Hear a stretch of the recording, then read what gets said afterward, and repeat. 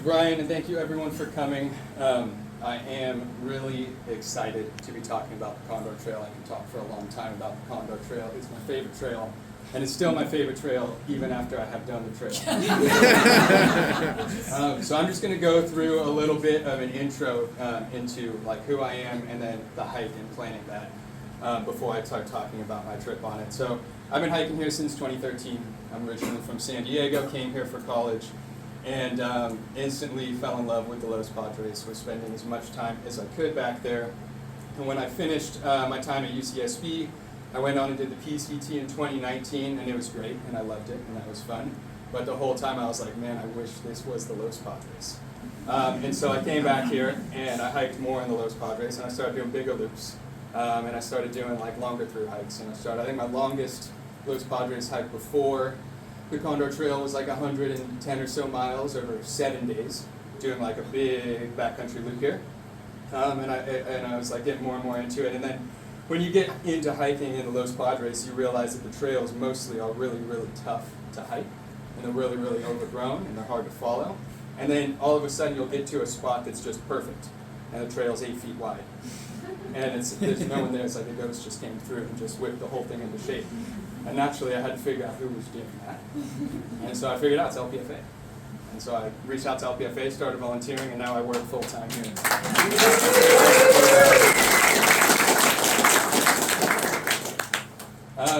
And I struggle a lot with why I did the Condor Trail. I mean, I guess because I like the Los Padres, but I didn't know about it until 2019 when I was hiking into Los Padres with my uncle, who we were doing a training hike for the PCT, and he started talking about the Condor Trail, and I was like, what's the Condor Trail? He's like, well, you know, the Condor Trail will kick your ass. And I said, we're doing the Condor Trail. I'm looking forward to it. Another reason I wanted to do it is just that, like I said, I really like the Los Padres. And then more like selfishly and logistically speaking, it's a pretty short hike. It's only 400 miles. You can do that and keep your job. You don't have to quit your job, take 6 months off, and go hiking. So I was getting into it because of that, and because not a lot of people know about the Condor Trail. The people in this room, there's the most people that know about the Condor Trail ever in one room together. Why did I decide to do it this year?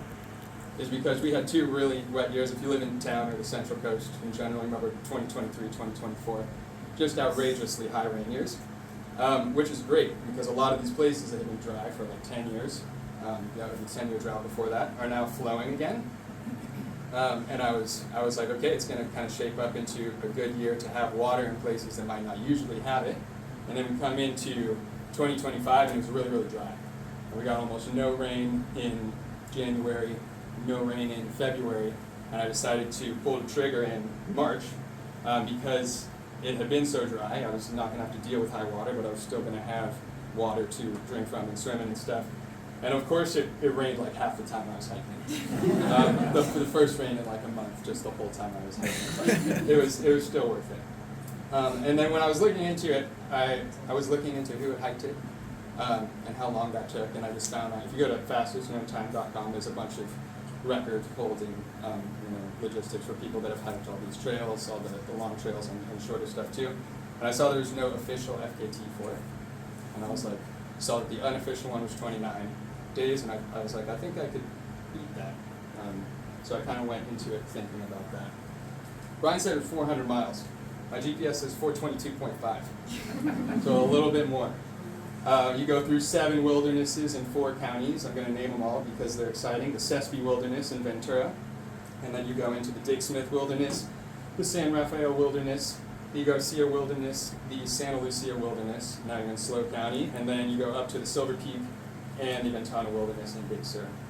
It took me, I usually say 22 days, because no one needs to know this, but 21 days, 5 hours, 31 minutes, which is an average of 19.9 miles per day, which I usually say 20. And just a little bigger view of the map that we looked at earlier. For the purpose of this talk, I'm going to break it into 7 sections, which is my resupply sections, and I'll get into that a little bit.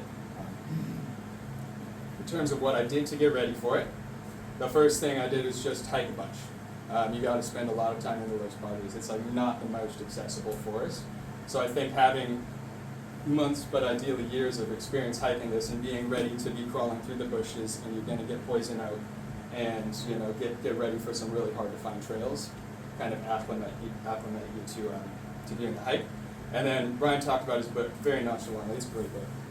It's got so many details. I don't know how he's taking notes at these places when he's hiking through it, because I'm just screaming and crawling.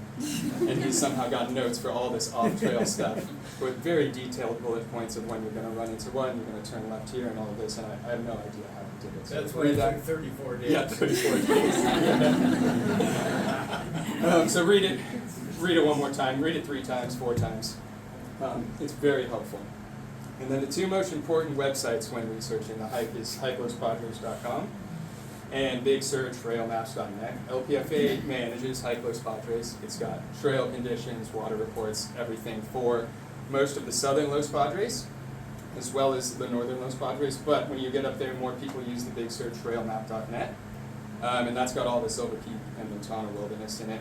We're like color-coded, how good does that trail look, recent reports and everything, so you know going into it, you can plan your distances, what does that trail actually look like. It's not just miles. Sometimes you go 20 miles in a day, sometimes you go 4 miles in a day.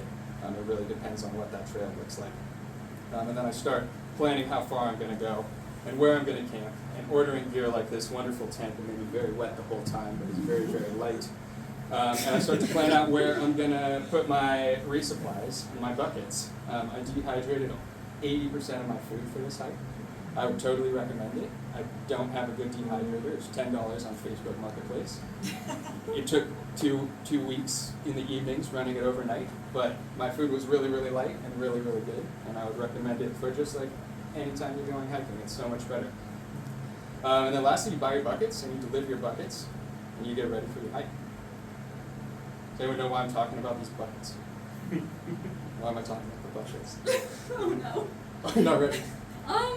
Because you had all this food that you had to resupply. You carried 22 days of food with you at the whole trip. Exactly. You can't carry 22 days of food. And the Condor Trail doesn't really go through towns. So you plan out how long it's going to take you to get through each of these sections, and where you're going to cross a road. And I decided there was 5 roads I was going to cross.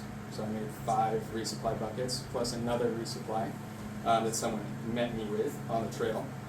And you go drive around on the coast, and you bury buckets in the ground. On the side of the road, side of the trail, you pull out the trailhead. I would take a little photo of what it looked like, put it in my mapping app so I don't forget where I put my bucket. When I'm there, I was only there actually a week before doing the hike, so it wasn't that long. I was probably going to remember it, but take a photo of where you're going to put your bucket. And it's really good for keeping it insulated, keeping the critters out of it, and keeping it watertight. And it's also nice. You get to go drive around the whole Central Coast, camped out at the Indians to put my last bucket on Nacimiento Road up by Cone Peak. Get all that stuff going, ready for the hike. I did that the weekend before I was going to do the hike because I was a little last minute. I was unsure if I was going to go due to some incoming weather, but decided to pull the trigger and get going to the Pothole Trailhead, the southern terminus of the Condor Trail. All right, so this is all from the first section of the trail, High Road to Ozina. It takes you 4.8 miles. It took me 4 days. This was kind of my acclimation section. Some trails you might recognize in it are Agua Blanca, Alder Creek, Sespe, Piedra Blanca, Reyes Peak. This is the Ventura Backcountry Sespe Wilderness. How many people have hiked one or all of these trails? It's like a very popular spot. It's a really nice spot. It's a great spot to start out on the trail. And just a little bit bigger view of this map. The green dots are where I camped each night. And for the most part, where I had planned to camp and where I ended up camping, it was not the same at all. Was it slower or faster than that's the question. All right, day 1 on the Condor Trail. When I was planning to leave, I was looking at the weather, and after our very dry month of February, there was just a large atmospheric river coming for my first